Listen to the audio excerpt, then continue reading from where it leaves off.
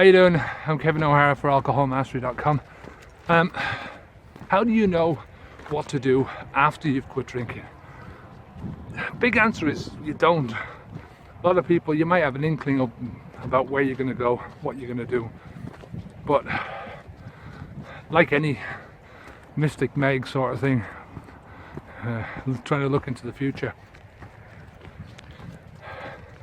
a lot of it's just shrouded in mystery. You just don't know what's going to happen in 5 minutes time.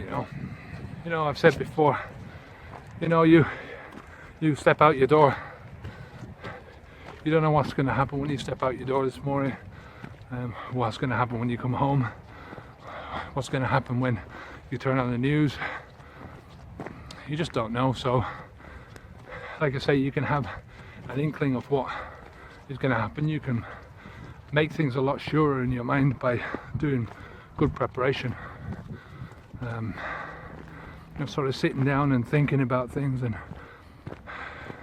thinking about what if scenarios. If this happens, then I'm going to do that. If this happens, I'm going to do that. If somebody asks me whether I want to have a drink, I'm going to say this. If I can't sleep, I'm going to do this. If I find myself not being able to relax, I'm going to do this. That's good preparation. That's thinking about things in advance and saying, well, I'm not going to be caught out.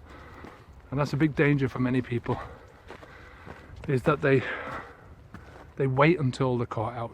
They wait until they're in a situation where they're panicking and they're thinking about things, and they once you're in that panic state and you're in the midst of a craving, or you're in the midst of not being able to sleep, and you're pissed off and you're tired and you're not relaxed, it's too late to be thinking about things, because your mind is not at the optimum state to be thinking about things. You're much better off to do it beforehand, while you're relaxed, while you're drinking.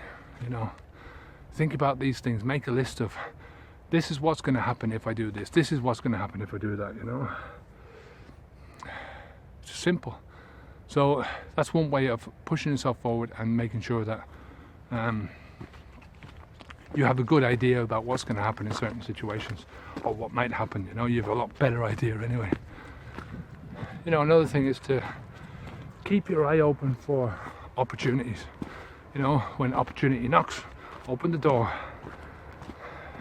That's what happens sometimes. Life is just like that. You could be heading down one path and you could be as happy as Larry, and then all of a sudden somebody comes up to you and says, look, I've got something you might be interested in. Or they might say, I'm doing something that, this is what I'm doing in my life, and you might get an idea for something that you could apply that to, some way you could apply that to in your life. You could read something, you could see something on the telly, just get a thought out of the blue. A lot of people, I know a lot of writers that talk like this. They say, well, I'm out walking in the woods and an idea will come to me, and it's my muse giving me an idea. It's just your brain. That's what I do all the time. I'm out walking and stuff just happens. Ideas come up for the website, for sort of a different angle on looking at things, whatever. It's just a fact of life. But you have to be open to these opportunities. Keep yourself open to them, and sort of, if they sound good to you, pursue them. Take some action on them. No point in having an idea and taking no action on it. It's just, it doesn't make any sense. Oh God, it's cold this morning. It's misty.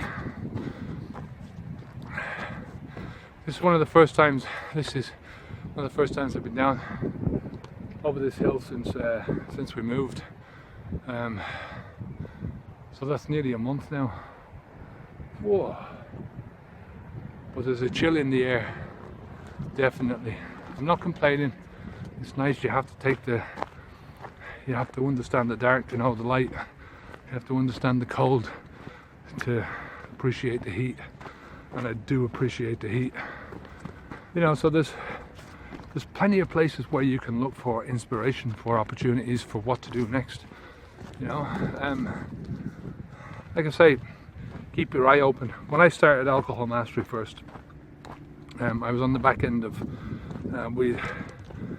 I was writing articles for a lot of people, and I wanted to get into video, and I didn't know what to do really, so I thought it was a good idea to start up a vlog and just to start chatting about what I was doing. And the whole idea was to hone my skills, to hone them, to learn new skills. I didn't know anything about making videos. You know, I mean, I knew how to turn a camera on, and that was about it. I didn't know anything about lighting, I didn't know anything about editing, any of that stuff. So that was the idea in the beginning, was just to set up a channel and see how it went. I mean, my idea was to do a website called OK Mastery, which was basically telling people that it was okay to be okay in life. You know, that you don't always have to be the best, that it's okay to just go through life being yourself and being who you want to be, you know, not trying to take on other people's tags and other people's dreams and saying that, you know, $1 billion is the be all and end all, because it's not, right? You know, so that was the idea. So I didn't want to start that before I'd done a lot of videos. So that's how that started. And you know, it's just, my life has been like that. You know, when I was in Ireland, I was fishing for a long time. I was fishing we had a boat and we were out lobster fishing, and it was a hard life. You know, it was just you were dealing with the vagaries of lobster prices and just the sea. You know, where we were living was off the Atlantic, and there were some mornings we just couldn't go out because you had to put the lobster pots down by the coastline.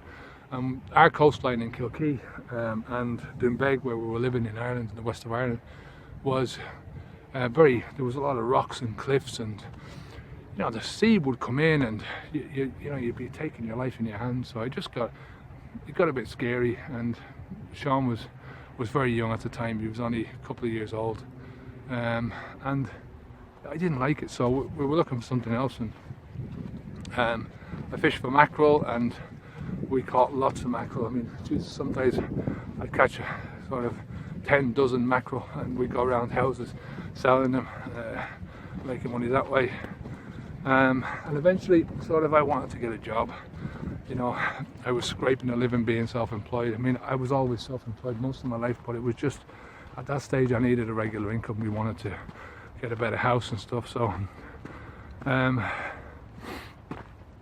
I started taking truck driving lessons, you know, to drive an Arctic, and I got through my first license, which you have to go for the rigid license first, then the Arctic license, right? So the Arctic license is, for Americans, it's the articulated truck. I don't know what they call that, where the front of it is detachable.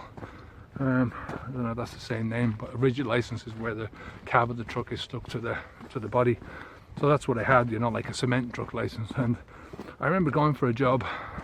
One of the first jobs I went for after I got the license was driving a bin lorry, you know, refuse truck. And I'd arranged for this guy to sell me a car, so I get to the interview, which was in the middle of nowhere. And the day before the interview, whatever happened, I didn't get the car anyway. So the man said to me, I'll drop it around in the morning, but I was supposed to be at an interview at 8 o'clock in the morning. So I rang a man up from the refuse truck company, and he basically told me to fuck off. You know, he said, you know, if you can't even arrive for the interview, then how fair enough, you know. It was just a job. So anyway, I went back down to, there was a local job recruiting agency. It was a government run thing, and it was run by just a really nice fella called Mark Hanbury. If you listen, you know, this guy sort of changed the direction of my life. And you know, I was in this interview and he was talking to him about different stuff, and you know, if there was any opportunities, if he heard of any jobs going and stuff. And he said, I know, but I know of this forestry course that's going, you know, and you wouldn't be interested in that. And, you know, it was one of those things that I'd always been interested in, wood and trees, and so I said, yeah, I'll jump at this. And on the back of this, we got involved in a government scheme to set up your own business, so that they would sort of pay you for the first year, whatever we were getting on the dole. which was brilliant. You know, for the second year we got 3/4 of the money, for the third year we got half of the money, and it just set me up then, and it got me back into being self-employed, which I love doing. And you know, there's so many different things that have happened within that space, within all that forestry life. I mean, I did it for 15 years, I think I was in forestry. There were so many different things that happened that led me from one thing to another, and they were just opportunities that came up out of the blue that I wasn't looking for, but I took advantage of them, you know, and just made the business stronger. This was despite the fact that all those years I was drinking alcohol, but yeah, it's just the way it is, isn't it? But that's the way. Is look for the opportunities. You know, keep your eye open for opportunities, for learning, for new things that you want to do.